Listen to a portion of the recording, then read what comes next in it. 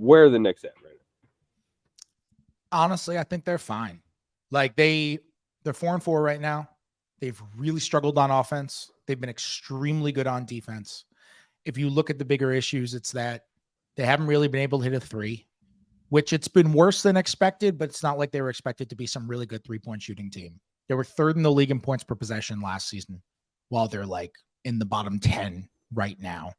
And honestly, if you really look through it and you grade through, you're like, Josh Hart has struggled, but that's not the reason why they're not playing great. Jalen Brunson hasn't really shot the same percentages, but he's been solid, but he hasn't shot the same percentage as he did last year. He hasn't been like an elite all-star caliber player, but it's not really why the offense has fallen off a cliff. RJ Barrett has gotten way better. Mitchell Robinson has gotten way better. Emmanuel Quickley has been his usual self. And you go through it and you're like, oh, okay. If Julius Randle didn't forget how to play basketball for the first 6 games of the season, they'd be fine. Like he was shooting 27%. Going to play every other year? Is that the Randle legacy? Well, he's been good the last 2 games.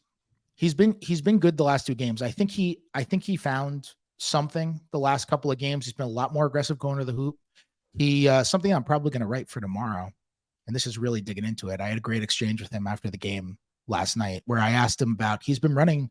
There's just not that much space in the offense because they don't really shoot. And Randle is such a bulldozer going to the rim.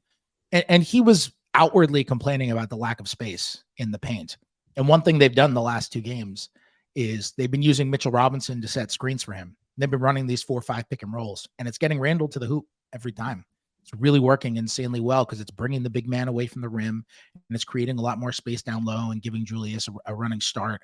And he's using that momentum around the rim to kind of build out from there. I mean, he was good in the Clippers game earlier this week. He was good in their game against San Antonio, who has been so unimpressive defensively.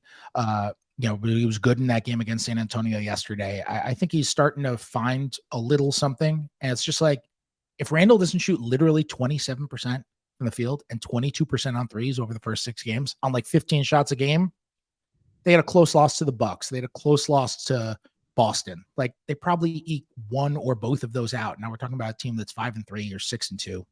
And we're talking about RJ's incredible improvement where he has been way better. Mitchell Robinson's incredible improvement where he's playing insane defense and averaging 6.5 offensive boards a game. I think they're fine. I think they're going to end up where we expected, which is somewhere in the middle of the East playoff picture.